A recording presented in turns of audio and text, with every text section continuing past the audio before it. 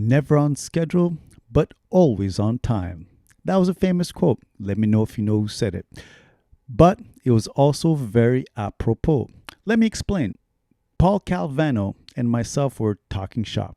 It was the very first weekend of the Olympic Games, and we thought it might be interesting to take a look at some of these sites that were responsible for both the news and delivering the results. So, in an episode of Under the Hood, Paul Calvano and myself take a look at some of these sites in what we're calling an Olympic performance. Enjoy. And good morning, everyone. Hope everyone's doing well. It's a Sunday morning. You might think to yourself, like, what are you doing on a Sunday morning recording? Well, I'll tell you what. I'm just having coffee like my man Paul just did. Hold up. Now, speaking of Paul, good morning. How are you? Good morning. I'm doing pretty good. It's pretty chilly. I'm in New Jersey and it's in the 20s or the high teens, but yeah. How are you? I mean, I'm not bad. I wish it was in the 20s and high teens here. I think it's like minus 20 Celsius or something along those lines. Might be, in fact, colder. I don't know. Uh, and that's indoors. Thank you, Oh, Dad. I think that we're confusing Fahrenheit and Celsius here. Oh, no, best believe I am not confusing it. It is freezing here. That's that's the F, freezing. But all jokes aside, it's good to see you. Yes, same It's here. for those who don't know, Paul and I tend to sort of like, nerd out in DMs and talk about stuff. Quite often enough, actually, we end up talking about some sites that we've seen. We share web page test URLs and sort of like, whoa, make these very interesting discoveries. And in fact, we're actually going to talk about some of these discoveries today in what I think I may start calling Sunday morning speed. I don't know.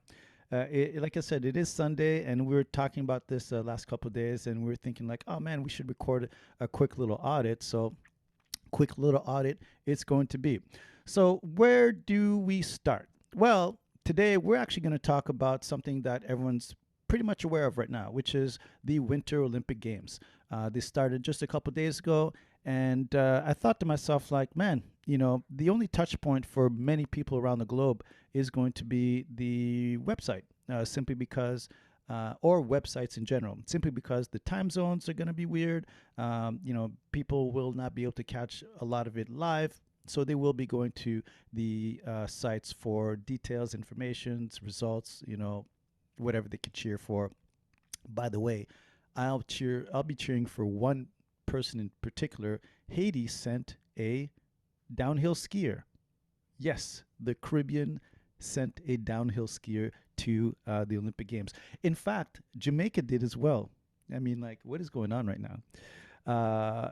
Either way, Paul and I thought it might be interesting to take a look at some of these sites. So I think, Paul, I think I gave you sharing privileges already. Yeah, I think I did. So let's take a look at some of these. Of course, we're firing up WebPageTest.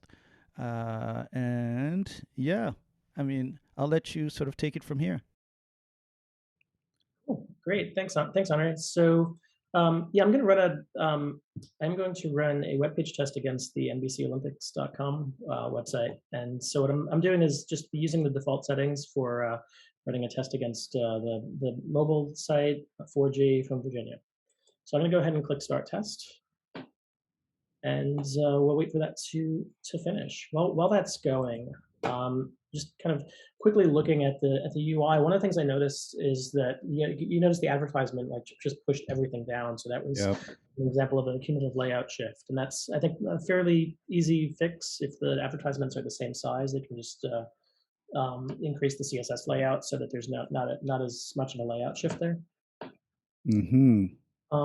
But yeah, other than that, it's a very media-rich web page. You can see that if I'm scrolling down, there looks like they're lazy loading images. It looks like when I scroll down quickly, it looked like they had like a low quality image placement as well. So like you kind of see like some of the images were blurry, and then they kind of popped as I scrolled into view. So it looks like they designed this with a a lot of performance best practices in mind. But let's look at the web page test to really kind of drill down and see if where time is being spent on this page load, and where if there's like a couple of like quick things that we could to find that could improve it, or even just some fun analysis techniques. Yeah, absolutely.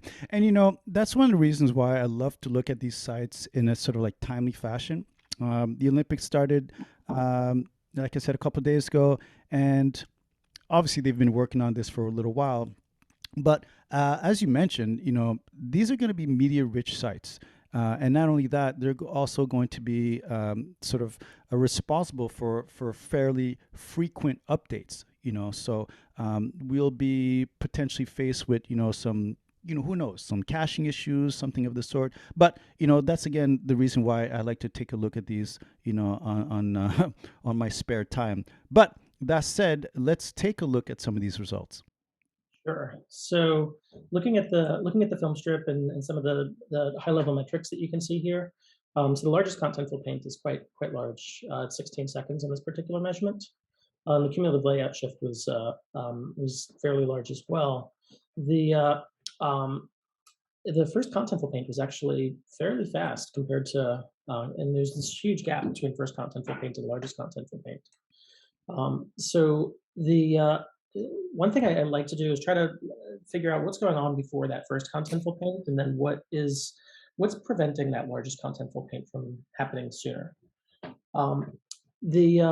So I'm going to go and look at one of these measurements, and so you can see that there's a lot of content going on here.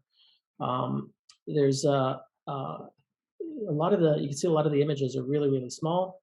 The 11 kilobytes here, 12 kilobytes there, 18 kilobytes here. So these are fairly small images, and it looks like a lot of these might even be some of those low placement images as well. But one of the things that I really like doing is especially with a page that takes this long to load, is filtering out some of the time in the waterfall graph just to like truncate it. You probably, if you don't do this often, you probably have scrolled past this a billion times and never noticed it, but you can click Customize Waterfall.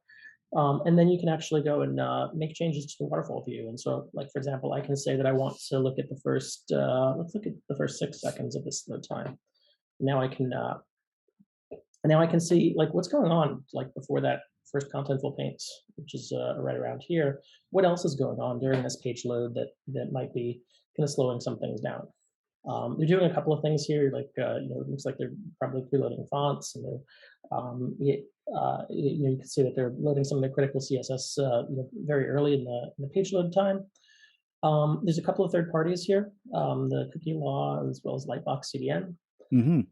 But then there's this request number 16 is this JavaScript file that you can see also has a fairly high long task, once that long task finishes, it looks like a bunch of this other JavaScript kind of fires off. So there's I think definitely something to kind of unpack in here. But you'll notice that like before that first contentful paint, you don't see a whole lot of image content, and you can kind of see that in the film strip as well, where like by the time we get to that first contentful paint, all you're really seeing is layout, right? So, and that's why largest contentful paint is, I think, a more helpful metric in understanding the user experience. Another way that I like to look at this data is kind of correlating the waterfall view with the connection view. And so if you scroll down all the way to the bottom of the waterfall view, there's another graph here that shows the connection view.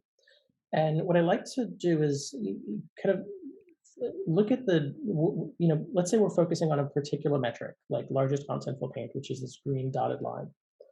What's actually going on in the browser while that largest content, before that largest contentful paint metric, right? And so there's a couple of things, like if I were just to like visually look at this and say like, what is going on over here, right? You've got, first of all, image image requests really kind of jumps out at me because it looks like about 4 or 5 seconds out of the 16 seconds.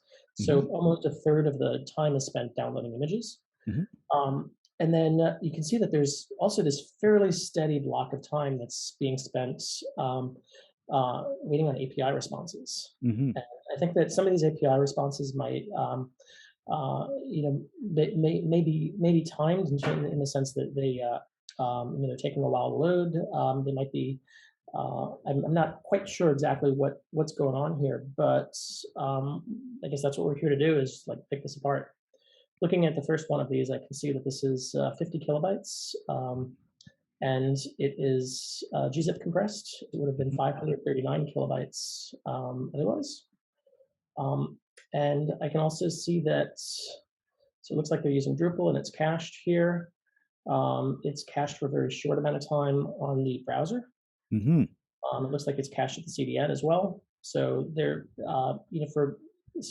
for what looks like a dynamically generated JSON file, it looks like that has a very short life. It looks like they're doing a lot of the right things for caching this and making sure it's cached in multiple tiers. The so going down a little bit further into this, so if I were to kind of take this from like images and APIs, like on the image side, like they're already lazy loading images, they're loading low quality image placements. The image, we'll take a look at what the image weight looks like in just a minute. But the one thing that jumped out at me is they're using HTTP 1.1. And so Mm. there might be some advantages to using HTTP 2 or even coalescing the images domain with www. Hmm. I think that there's probably a little bit of experimentation that can be done there to see if that can kind of help with any of the prioritization of these. But that's one thing that I would do.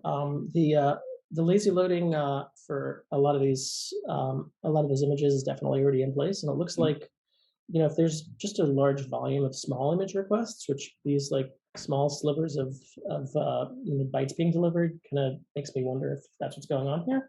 It Yeah. might make sense to even lazy load some of those low quality image placements. So if you've got like 100 low quality image placements, it's still 100 requests that are being fetched and time's being spent there. Okay, so I wanted to kind of unpack this like this API traffic here because um, if we go to looking at the type of content where we can kind of get an idea of like what's going on, I'm going to go to this view menu and select content. I can see that like a large portion of the bytes is images, um, but the other, which is I think what the API calls are being lumped into, is around 1.2 megabytes worth of content. Wow. So, I don't know if that's all the API calls or if it could be other things, but I want to unpack that a little bit more. There's also a fairly large amount of JavaScript, 4.7 meg of uncompressed JavaScript. Uh, Wow. I think that's also contributing to the total blocking time as well, which also Wow. translates into first input delay when you're looking at run metrics. Yeah. Um, Wow.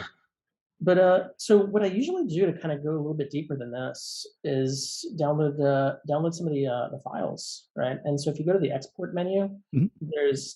you can like download JSON files. You can download and it basically gives you like just all of the data. And there's so much Yes. more data beyond what's in the actual UI. That you can extract from this, like you can extract the full FAR file and so forth. One thing that's missing from here, and I just filed a pull request to add it back in, is there was another download option called download for downloading a CSV file. And so if you download a CSV file, I'm just going to throw the URL in here, requests equals 1. So I'm calling csv.php with a test ID and requests equals 1. Mhm. That'll actually download a CSV file we can do some data analysis with. Oh, And okay. that'll, I'm going to open that up and see what we've got here. So when I look at this, there's a ton of data in here, right? And so there's dozens of rows of content. Mhm. In fact, Wow. There's 96 columns of data here, everything from like what run this is to whether, how much CPU time is being spent on an object, to the download times, ciphers, CDNs, and so forth. Um, Details. Details, right? And so if we're trying to answer really, really specific or deep dive questions, I think this is an area that we can probably dig into some more. One of the ways I like doing this is by using pivot tables in Excel and Google Sheets. And so I'm going to go ahead and just open up a new worksheet here. If you haven't worked with pivot tables yet, it's really just a matter of dragging and dropping things into rows and columns and values. I'm actually going to make this a little bit bigger.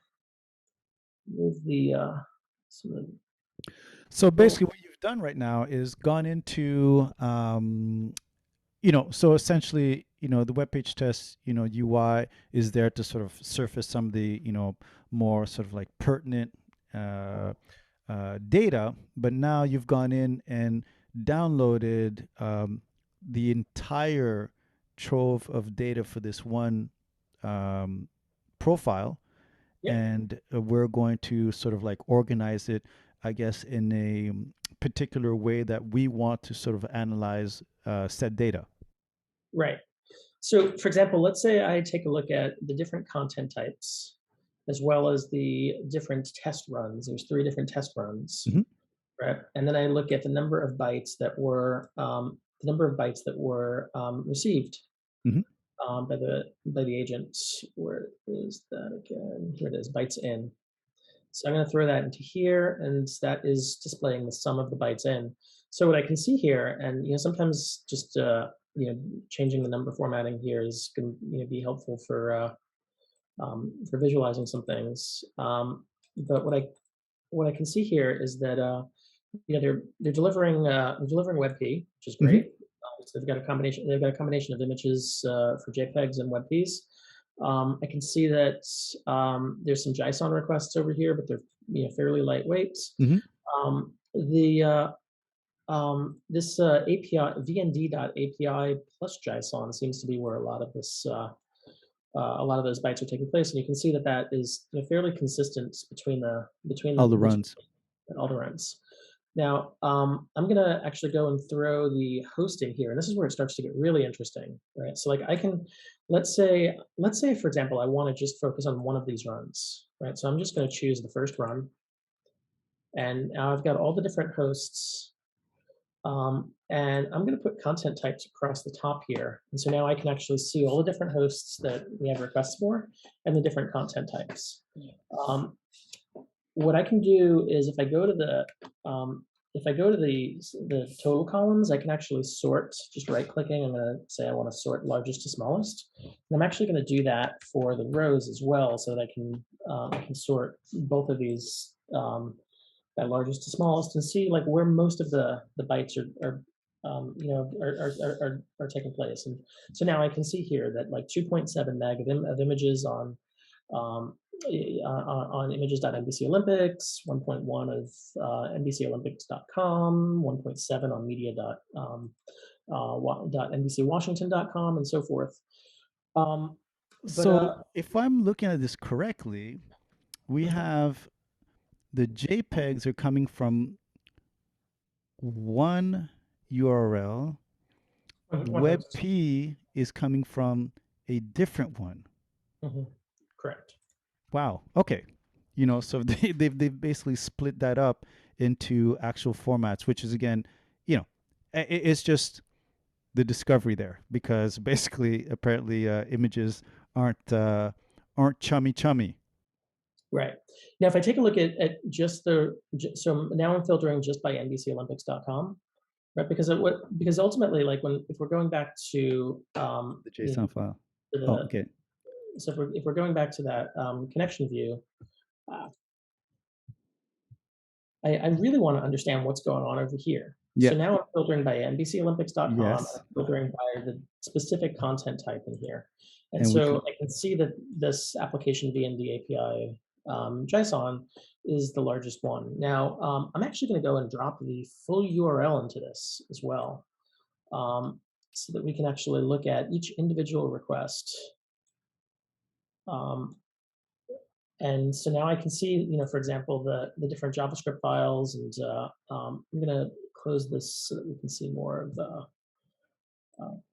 what's going on here. But so you can see that first of all, for the there's a bunch of these. There's like an affiliate marketing, breaking news, and then you can see a bunch of these live stream API. Looks like API requests. So this here seems to be, I would say, the bulk of the bytes that are being taken up. If I kind of just Sum it up. Yeah, I can see sum at the that up, bottom. that's like a little over 1 meg. Wow. Okay. Now, what's also like really interesting, and I'm gonna go back to here, and if I go back to the pivot table analyzer and field settings, but are you? There we go.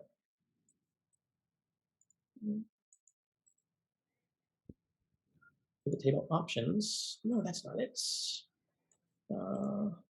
Show field list. There we go.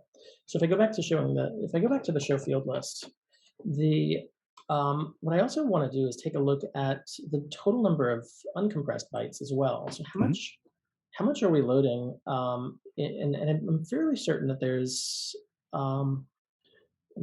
this is stored in here as well. So let's see. I feel like I saw it.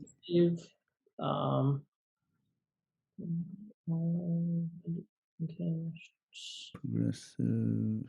Sworn there was It must be. I'd be surprised if there wasn't, but because I feel like I'd seen it, but again. I could have sworn that there was an uncompressed bytes. Oh, there we go. Object size uncompressed. Exactly. So I'm going to throw in object size uncompressed into this. Mm-hmm. Yeah. And then I'm going to, I'll resize this just for readability. I'm going to get rid of the subtotals because it's making it a little bit harder to read. And now we can see that each of these 54 kilobyte API calls were about half a meg of uncompressed JSON content. So basically a 10x compression. Yeah, which is great for gzip compression. But if you take a look at the actual individual URLs, it's the same URL. What's different about them? Because again, these are cacheable in the browser. Yeah. They were cacheable, at the origin and so forth. And if I were to go and look at the individual requests, there's probably something in here that's different. Let me actually go back to the WebPageTest UI to see if I can get any kind of hints from there. Just like looking at the entire URL string. So here's the live stream. So I can see, there we go. There's a timestamp in here. There's, I think that there may be some there may be some aspects to time in this that's causing the thing to be loaded multiple times. Now, if we actually take a look at what's in this, right? There's a lot of duplication of content in here, which is great for gzip compression, but because there's so much data, when you're dealing with kind of a lower end device, and the test that we ran used a Moto G4, on a lower end device, processing half a meg of JSON every couple of seconds is probably not helping that total blocking time. Right? So I think that may actually be contributing a bit to the total blocking time that I'm seeing here. And you can see the first input delay run metric is also showing up as pretty significant as well. The P75 is over 1 second for real users, based on the correct data. So that JSON file is really making, it's pinning the needle, essentially. So okay. I think we've got a combination of a lot of data being sent in this like stream API response. Yeah. That for high-end devices might not be that big of an issue, but for low-end devices or mid-tier devices could be very expensive to process. At the same time, it's a lot of bytes, and we're also loading a lot of image bytes. And a lot of these image bytes are like low quality image placements. So they might even be able to lazy load. Like it could be like this tiered lazy loading where you're lazy loading and you're using low quality image placement for like, part of the buffer below, and then like lazy load even the low quality images. And that adds a little bit of complexity, but considering how many images are on this, I think it's a worthwhile investigation. And that API, I mean that a lot of that JSON file was really associated with the live stream. Am I remembering this right? There's been so much What it stuff looked here. like. So let's actually take a look at this in DevTools. Because I'm thinking like if this is associated with the live stream and this is not necessarily just this is more like an overall statement. Is this something that would be expected then from any situation where some live streaming is going to be necessary? It's a good question. I don't really know. I think that's up to the individual site. Yeah. But so you can see that, so we've got this data array that's 50 elements, and inside that is different live streams. So I think that this may be this may be important from a like a timing and a broadcast perspective, especially if someone just leaves the page open. Mm-hmm. The amount of polling that's being done, like loading so many of these requests, Mm-hmm. is makes me wonder how much overlap there is here. Yeah. If there's a way to send less data or send things that were changed since the user loaded, then that I mean, it's a double-edged sword, because now you have that now you've got less cached and more dynamic, but it's I think something interesting to explore. Then sometimes, like, once you realize that something is like causing a slowdown, then it helps you kind of focus on what are the possibilities of addressing this, because it's not always going to be like a simple, like as simple as throwing a loading equals lazy tag on a web page. Something like this, like these requests are here for a reason, Mm-hmm. and they're large and they're impacting. But what's the what are the potential solutions? And that's, I think, really up to the individual sites.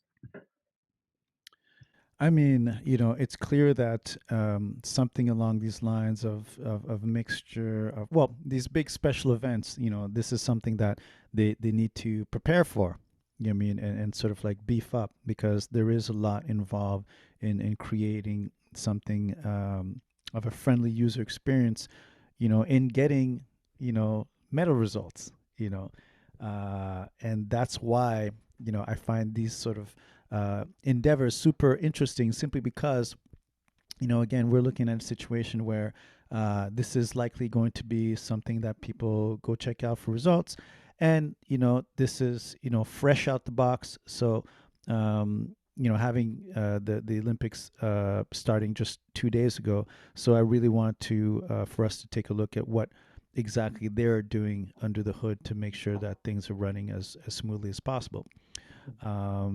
Anything else that that sort of caught your eye? Uh,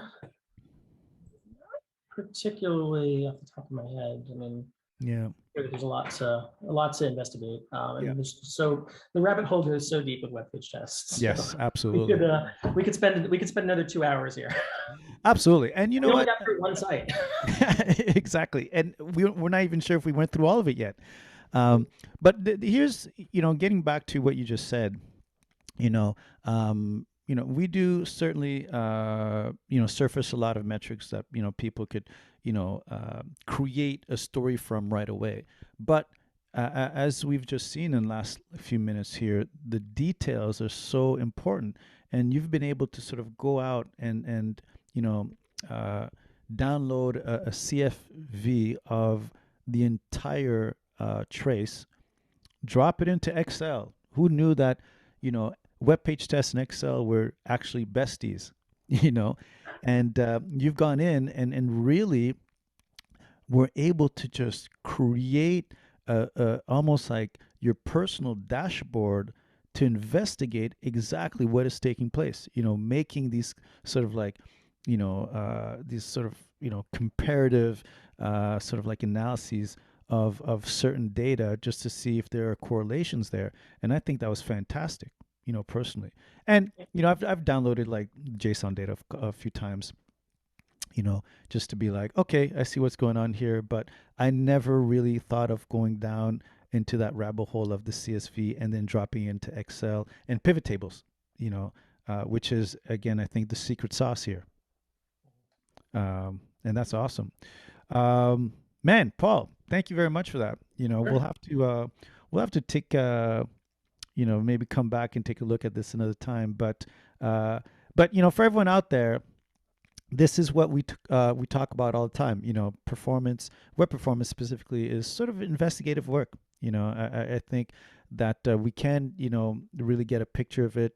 From some of the data that the vitals might provide and whatnot. So you might be like, okay, I think I see what's going on here. But I think Paul was just masterful in sort of showing us what it is that can be done with some of the tooling out there, and specifically, obviously, in our case, WebPageTest. So that was pretty awesome. Paul, Thank you. thanks a lot for that.